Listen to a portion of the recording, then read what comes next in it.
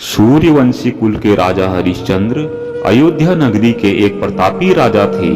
राजा हरिश्चंद्र का जीवन काल सतयुग से संबंधित था। राजा हरिश्चंद्र की पत्नी रानी तारामती थी और इनके पुत्र का नाम रोहित था। राजा हरिश्चंद्र अपने वचन पर अडिग रहने वाले और सत्य के धर्म पर चलने वाले थे। राजा हरिश्चंद्र अपने धर्म की मर्यादा को कायम रखने के लिए अपने स्वप्न को भी सच मानते थे और उसको पूरा करते। परोपकारी राजा हरिश्चंद्र नित्य दान करते थे। ऐसा कहा जाता है कि हरिश्चंद्र सवेरे खाना खाने से पहले स्वर्ण, गौ, जल, भूमि, भोजन इत्यादि का दान किया करते थे। इसके पश्चात भोजन को ग्रहण करते थे। राजा हरिश्चंद्र ने सत्य के मार्ग पर चलकर अपने महल और नगरी को त्याग दिया। समय की करवट से उनसे उनकी पत्नी और बेटे को भी छीन लिया। चलिए जानते हैं कि राजा हरिश्चंद्र और तारामती की पूरी कहानी क्या है। दोस्तों, अगर आप चैनल पर नए हैं तो कृपया करके वीडियो को लाइक कर दें, चैनल को सब्सक्राइब कर दें। बढ़ते हैं अपनी कहानी की ओर। एक रात राजा हरिश्चंद्र को एक स्वप्न आया कि उन्होंने अपने महल को किसी ब्राह्मण को दान कर दिया था। जब सुबह आँख खुली तो वे स्वप्न की घटना को भूल गए थे। नित्य के काम निपटाकर जब हरिश्चंद्र अपने दरबार में गए तो उस दिन उनसे मिलने 1100 ब्राह्मणों के साथ महर्षि विश्वामित्र वहां आ गए। महर्षि विश्वामित्र के पैर धोकर राजा हरिश्चंद्र ने उनका स्वागत किया। राजा हरिश्चंद्र को अपने स्वप्न की घटना याद आ गई। अपने स्वप्न की मर्यादा को रखने के लिए उन्होंने विश्वामित्र से अनुरोध किया, क्या आप मेरे महल को दान में स्वीकार करेंगे? महर्षि विश्वामित्र ने राजा हरिश्चंद्र के प्रस्ताव को स्वीकार कर लिया। राजा हरिश्चंद्र ने सभी ब्राह्मणों को भोजन करवाया और दक्षिणा देने को कहा। महर्षि विश्वामित्र ने उनको रोक लिया और कहा, अब इस संपत्ति पर आपका कोई अधिकार नहीं है, इनका आप पहले ही दान कर चुके हैं। इतना कहकर विश्वामित्र ने राजा हरिश्चंद्र, रानी तारामती और रोहित के आभूषण उतरवा दिए और दक्षिणा की मांग करने लगे। राजा हरिश्चंद्र ने निवेदन किया कि मैं पहले आपको सब कुछ दे चुका हूँ, अब मेरे पास देने के लिए कुछ नहीं है। इस बात पर विश्वामित्र ने कहा कि आपने महल हमको समर्पित किया, वह दान है। हमने आपके यहाँ भोजन किया, उसकी दक्षिणा अलग से चाहिए। हम यहाँ पर 1100 ब्राह्मण हैं, कम से कम एक ब्राह्मण को 1 स्वर्ण मुद्राएं तो मिलनी ही चाहिए, अन्यथा तुम पाप के भागीदार बनोगे। राजा हरिश्चंद्र संकट में पड़ गए और उन्होंने इसके लिए 1 महीने का समय मांगा। फिर तीनों वहां से निकल गए। विश्वामित्र ने उन तीनों को अपनी नगरी से बाहर चले जाने को कहा। वे वहां अयोध्या नगरी में रहकर कोई काम नहीं कर सकते थे। विश्वामित्र द्वारा नगरी से बाहर भेज दिए जाने पर हरिश्चंद्र अपने परिवार के साथ शिव नगरी काशी पहुंच गए। काशी में पहुंचकर हरिश्चंद्र ने काम ढूंढने की कोशिश की, लेकिन उनको कोई काम नहीं मिला। विश्वामित्र का ऋण चुकाने का आखिरी दिन था और हरिश्चंद्र गंगा घाट पर बैठे थे। राजा हरिश्चंद्र ने मां गंगा से प्रार्थना की, अगर मैंने अपने जीवन में सत्य धर्म को निभाया है तो आज मेरे धर्म की रक्षा कर लेना। रानी तारामती वहां आई और कहने लगी, आप मुझे बेच क्यों नहीं देते? एक पति होते हुए मेरा धर्म है कि तुम्हारी रक्षा करूं। मैं तुम्हें बेचकर अपने पति धर्म को नष्ट नहीं कर सकता। रानी तारामती ने अपने पति के धर्म की रक्षा के लिए खुद को बेचने का निश्चय किया और काशी के बाजार में जाकर खड़ी हो गई। रानी ने आवाज लगाई कि कोई है जो मुझे खरीद सकता है। तब वहां एक पंडित वहां आ गए। पंडित ने कहा कि उसकी पत्नी बीमार रहती है, मेरी पूजा की तैयारी और मेरी पत्नी की सेवा कर सकती हो तो मैं तुम्हें खरीद सकता हूँ। रानी तारामती ने हाँ भर दी और अपनी कीमत मांगी। पंडित ने 500 मुद्राएं देने को कहा। रानी ने उन 500 स्वर्ण मुद्राओं को लिया और राजा हरिश्चंद्र के चरणों में समर्पित कर दी। रानी तारामती ने कहा कि रानी तारामती ने कहा कि उसने अपने पत्नी धर्म को पूरा किया है, कोई गलती हुई तो उसको क्षमा कर देना। अब वह दासी बन गई है, इसलिए वह उनसे दूर जा रही है। इतने में वह पंडित तारामती को दर्दनाक स्थिति से बालों को पकड़कर घसीटता हुआ लेकर गया। हरिश्चंद्र ने अपनी आंखों को बंद कर लिया। वह रानी जिसके पास सैकड़ों दासियां रहती थी, जिसके लिए फूल उठाना भी भारी था, आज वह किसी और के घर चूल्हा फूकेगी, कुएं से पानी भरेगी और दास बनकर किसी की सेवा करेगी। रोहित ने अपनी माँ को दूर जाता देख वह उससे जाकर लिपट गया। पंडित ने उसको दूर जाने को कहा। तब राजा हरिश्चंद्र ने कहा कि एक बच्चे को उसकी माँ से दूर मत कीजिए, आप इसको भी अपने साथ ले जाइए। पंडित ने तारामती पर दया खाकर 100 स्वर्ण मुद्राएं में उसको भी खरीद लिया।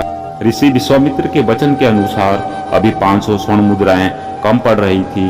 राजा हरिश्चंद्र ने खुद को बेचने का निश्चय किया। काशी के बाजार में हरिश्चंद्र ने खुद की बोली लगाई। वहां आता हुआ एक चंडाल ने 500 स्वर्ण मुद्राओं में हरिश्चंद्र को भी खरीद लिया। 1100 स्वर्ण मुद्राएं पूरी होने पर विश्वामित्र के ऋण से उऋण होकर हरिश्चंद्र शमशान घाट पहुंच गए। वहां हरिश्चंद्र ने लोगों को रोते हुए चीखते हुए देखा, मुर्दे जल रहे थे। अब से हरिश्चंद्र को यहीं पर शमशान पर पहरा देना था। वहां पर अंतिम क्रिया के लिए आने वाले लोगों से कर वसूलना और कफन के कपड़े को हटाना हरिश्चंद्र का काम था। मुर्दे के साथ आने वाले चावल और पिंड दान में आने वाले पिंड को खाकर हरिश्चंद्र को पेट भरना था। शमशान में सोना और वहीं पर रहना पड़ता था। इतनी विपदाओं के बाद भी राजा हरिश्चंद्र ने अपने धर्म को नहीं छोड़ा और पूरी निष्ठा से अपने धर्म को इतनी विपदाओं के बाद भी राजा हरिश्चंद्र ने अपने धर्म को नहीं छोड़ा और पूरी निष्ठा से अपने धर्म को निभाने में लगे रहे। एक दिन पंडित जी ने रोहित को पुष्प लाने के लिए बगीचे में भेजा। वहां रोहित को काला नाग डस लेता है और रोहित वहीं गिर जाते हैं। रोहित को जहर चढ़ने लगता है। रोहित को लगा कि वह अब नहीं बचेंगे, तो जोर से चिल्लाकर कहा कि कोई है, मेरी माँ को कहना कि रोहित को सांप ने डस लिया है। किसी ने रानी तारा को सूचना दी कि उसके पुत्र को सांप ने डस लिया है। रानी ने सारे काम को छोड़कर वहां से निकलने की कोशिश की, लेकिन पंडित जी रानी को रोक लेते हैं और सारे काम निपटाने को कहते हैं। रानी तारा का दुर्भाग्य देखिए, बेटा मरा हुआ पड़ा है और वह उसके पास भी नहीं जा सकती। जब पंडित जी सो गए तब रानी दौड़कर बगीचे की तरफ गई। रानी ने रोहित को देखकर रोने की कोशिश की, लेकिन गांव वालों के डर से वह खुलकर रो भी न सकी। रात बहुत हो चुकी थी। रात के अंधेरे में रानी तारा ने अपने साड़ी के पल्लू को फाड़ा और रोहित के शव को ढका। रानी ने रोहित को गोद में उठाया और वहां से शमशान की तरफ निकल गई। शमशान में प्रवेश करते ही रानी तारा फूट फूट कर रोने लगी। रानी की आवाज को सुनकर हरिश्चंद्र की नींद खुल गई और उठकर बोले, कौन है?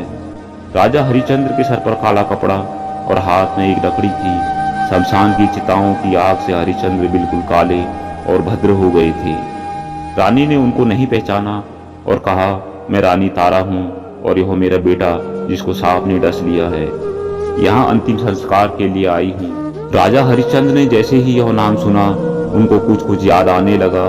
क्या तुम उसी दुर्भाग्यशाली हरिश्चंद्र की पत्नी हो जो अपने पति और पिता होने के धर्म को नहीं निभा सका?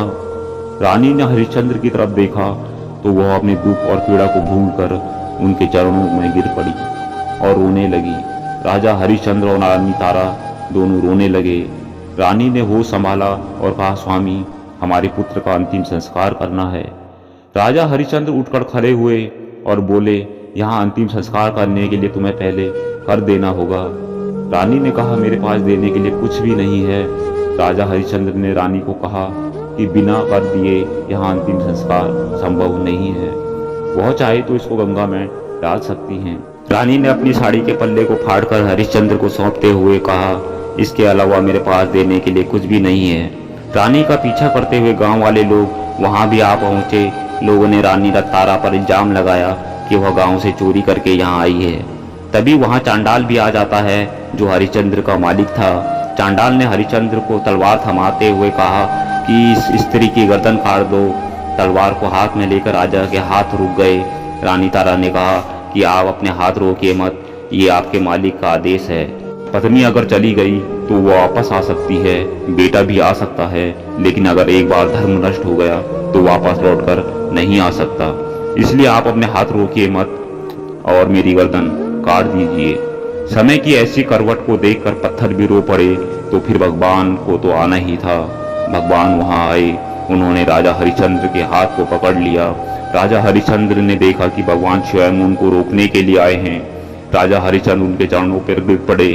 भगवान ने उनको उठाया और गले से लगाया। भगवान ने कहा, बहुत हुई तुम्हारी परीक्षा, तुम परीक्षा में सफल हुए, तुम एक सच्चे सत्यवादी राजा हो। राजा हरिश्चंद्र ने भगवान से कहा कि क्या आपको मेरे धर्म पर विश्वास नहीं था जो आपने इतना खेल रचाया। भगवान ने कहा कि मुझे तुम्हारी सत्यता पर पूरा विश्वास था, इसलिए मैंने तुम्हें चुना। तुम सत्य की परीक्षा में पास हुए, तुम्हारे जैसा सत्यवादी राजा ना तो हुआ न ही आगे कभी होगा। ये दुनिया तुमको सत्यवादी राजा हरिश्चंद्र के नाम से जानेगी। भगवान ने मरे हुए रोहित को जिंदा कर दिया, सभी को सुंदर शरीर प्रदान किया। महर्षि विश्वामित्र ने उनको महल वापस सौंप दिया। पुनः राजा हरिश्चंद्र और रानी तारामती उस महल में रहने लगे और राजभोग भोगने लगे। ऐसा कहा गया है, धर्मो रक्षति रक्षिताः। तुम धर्म की रक्षा करो, धर्म तुम्हारी रक्षा करेगा। राजा हरिश्चंद्र जैसा सत्यवादी बनना नामुमकिन है। पग पग पर राजा हरिश्चंद्र ने सत्य की परीक्षा दी। उम्मीद है दोस्तों आज की कहानी आपको अच्छी लगी होगी। जल्द मिलेंगे एक नई कहानी के साथ। चैनल को अभी तक सब्सक्राइब नहीं किया तो कृपया करके सब्सक्राइब कर लें। तब तक के लिए नमस्कार।